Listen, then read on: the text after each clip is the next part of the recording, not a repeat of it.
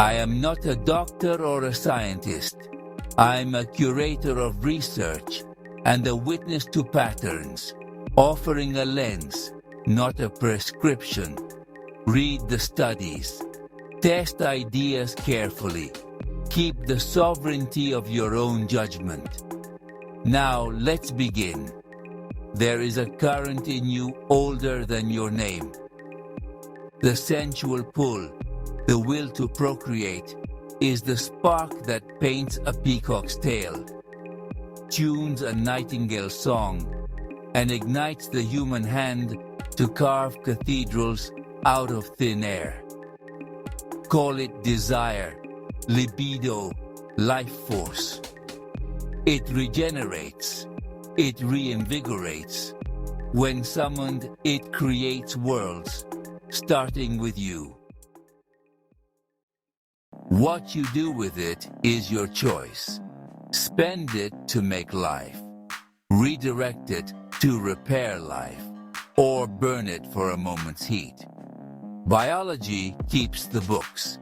Emphasize one lane and another pays the bill. That's the essence of the disposable Soma theory. Finite energy traded between growth, reproduction, and repair. Understand the trade and your choices become deliberate. Health quality is life quality. Everything that lives arcs from growth to decay to dust. What shapes the length and clarity of that arc may be less, more energy, and more, less leakage. Preserve. Deploy with precision. Seal the cracks. So ask the dangerous question, where do we leak? Across species, the pattern is uncomfortable but consistent. Animals that don't reproduce often outlive those that do. Neutered dogs live longer than intact ones. Even in humans, history hints that the guardians of their seed sometimes guard their years. No one is proposing castration. That road is its own wound. But the ledger seems to say, reproduction is costly, especially for females and often for males too. Here's the twist. The problem is rarely desire itself. High sexual interest has correlated with longer life in some studies. Taoist adepts didn't preach a life without touch. They taught practices to cultivate and conserve, especially the art of not losing vital fluids through coition. Desire can be a wind behind you. Depletion can be a cliff below you. Napoleon Hill wasn't a biologist, but he understood human fire. Sex desire is the most powerful of human desires.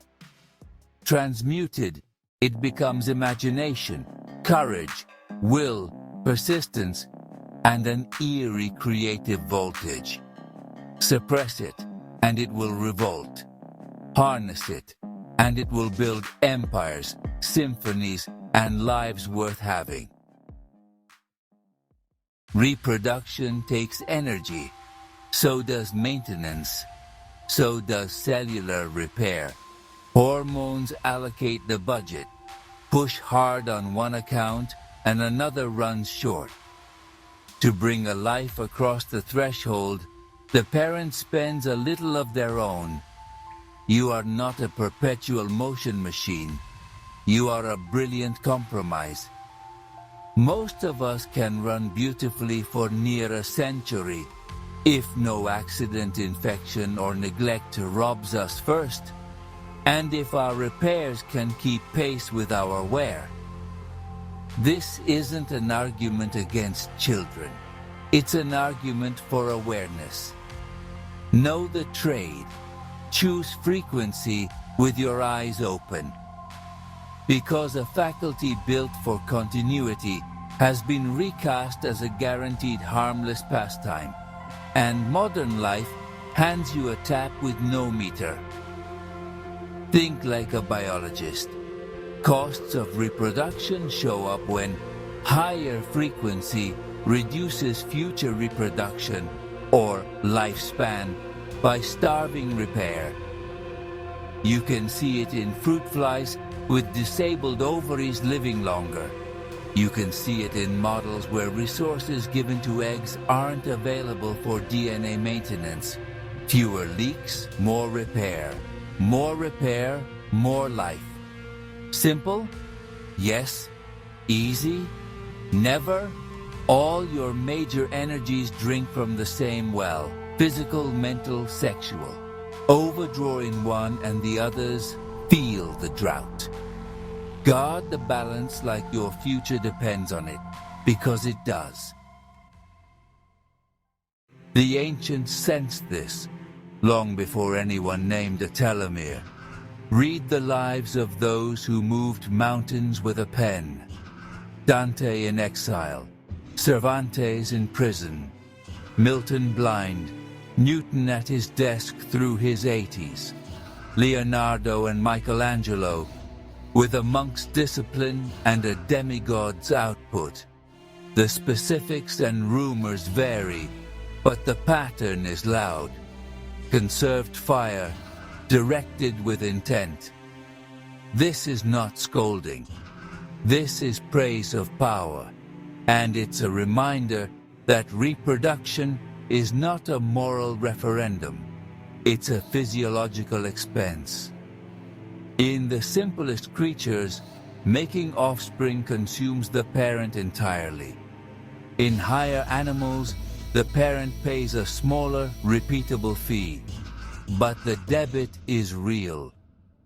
Many species die after a single reproductive act.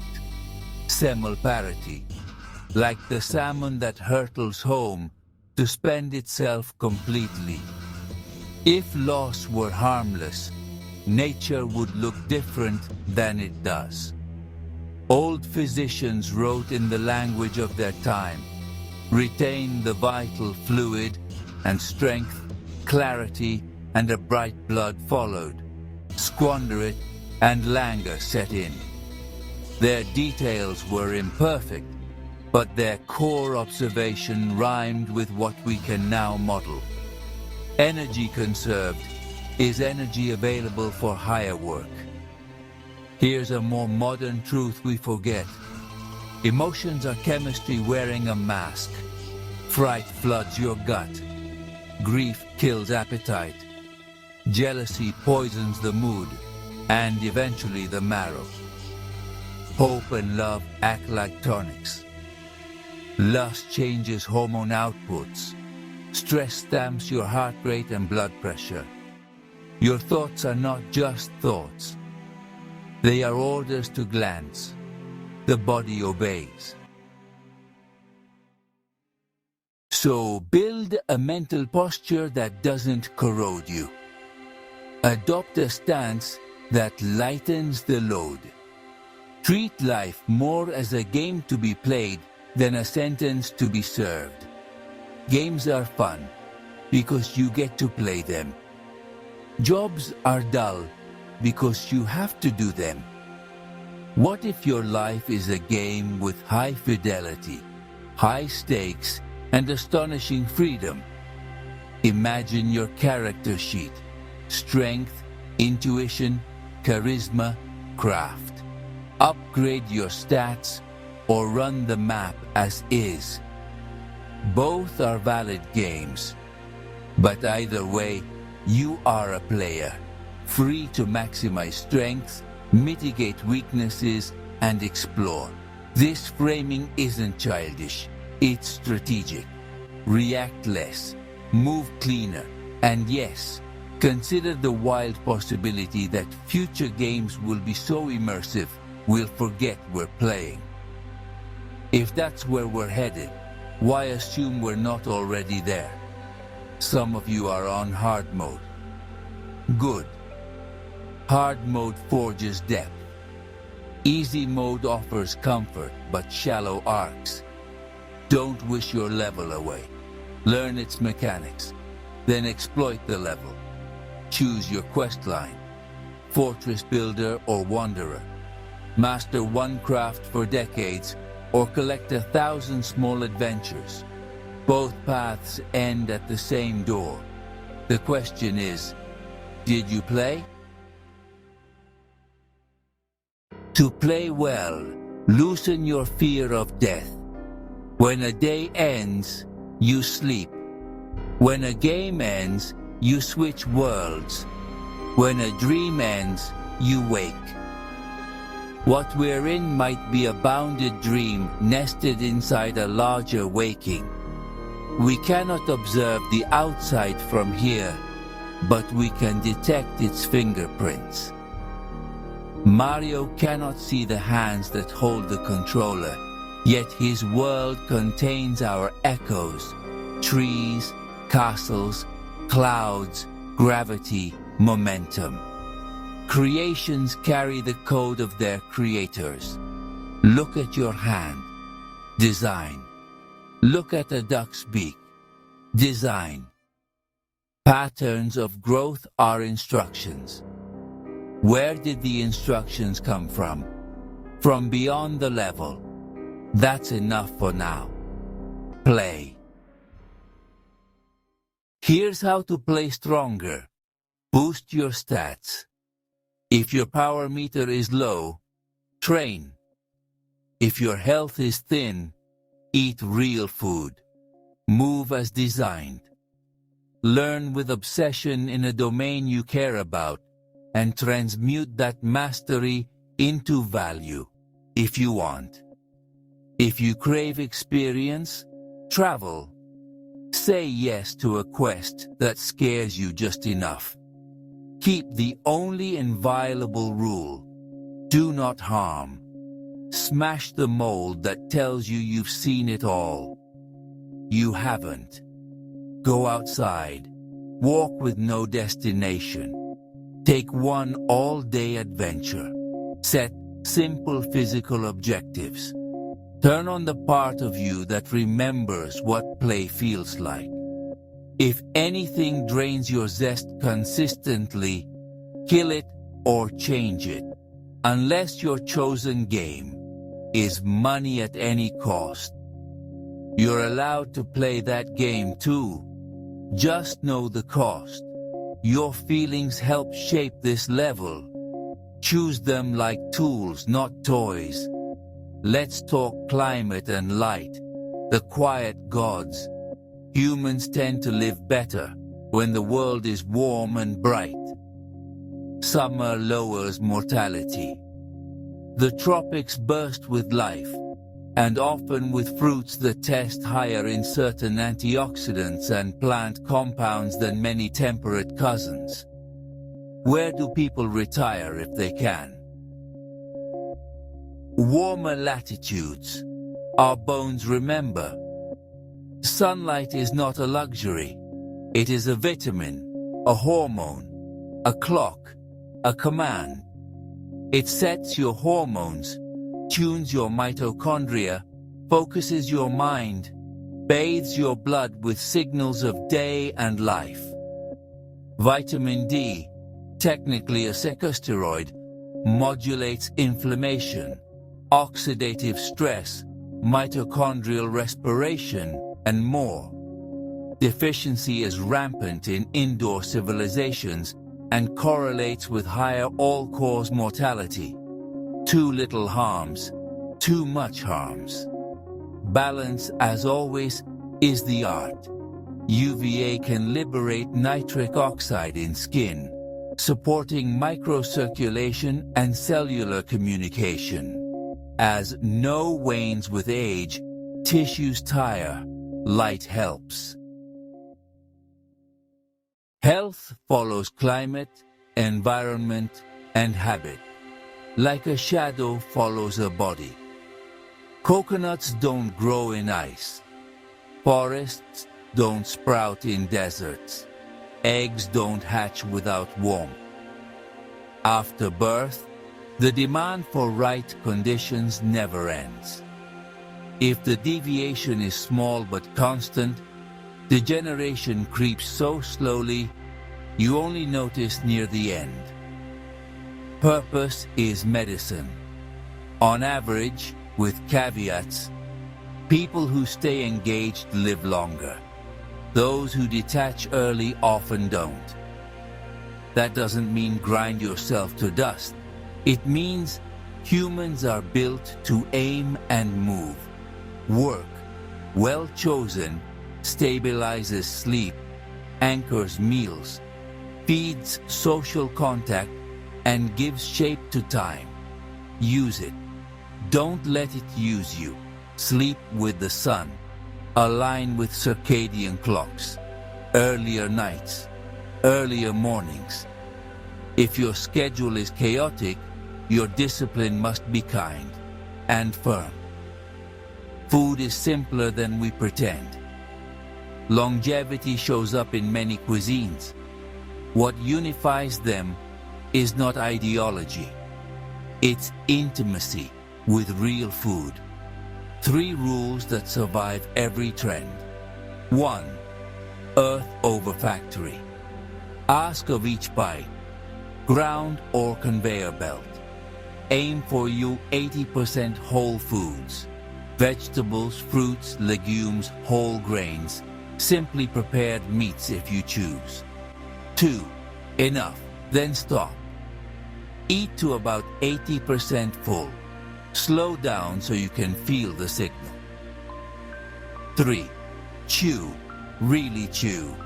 It extracts nutrients, builds jaw strength, and, over time, can even change the map of your face. Weston A. Price saw it nearly a century ago. Soft, processed diets, soft faces, robust, ancestral diets, robust development. If there's one master rule for regeneration over degeneration, it's this. Follow nature. Follow sun and moon. Eat when true hunger arrives. Avoid chronic overstimulation, auditory, sexual, visual. Breathe air unbottled. Move like a body, not a brain taxi. The closer you track the rhythms that made you, the more they repair you. And now, the sacred heresy of modern life. You don't need more willpower. You need fewer leaks. Seal the obvious ones. Sleep debt, junk inputs, endless checking, aimless loss of vital fluids. Then redirect what you saved into building, creating, loving, learning. Energy conserved is energy available for higher work. Transmutation isn't a mystical parlor trick. It's an allocation strategy. Stop letting the most potent force you own spill into the sand. Train it. Aim it.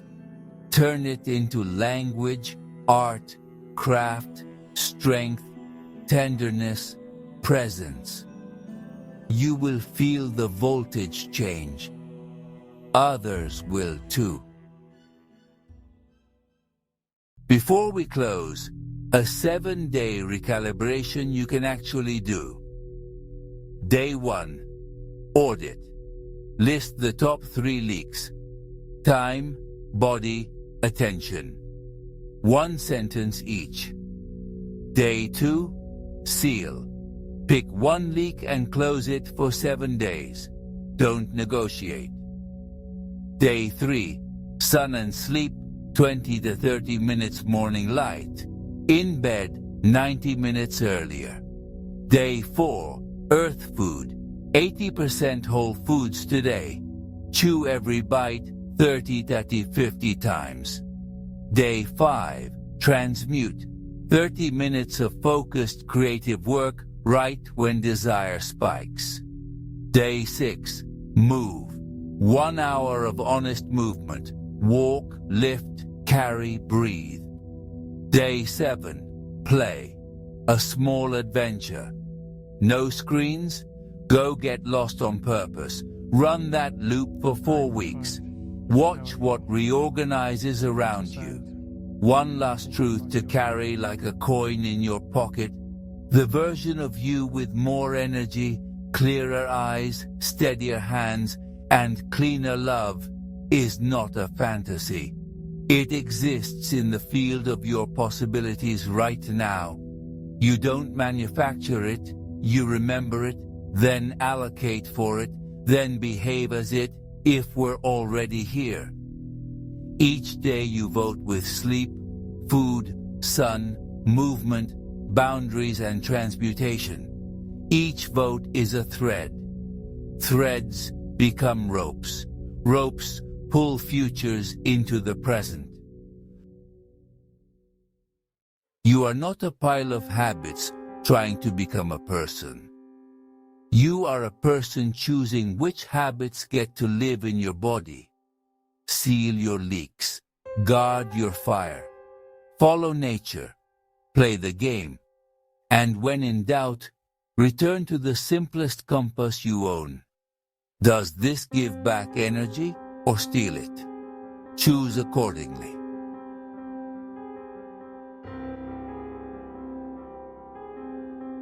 This is the Thought Alchemist. Thanks so much for watching.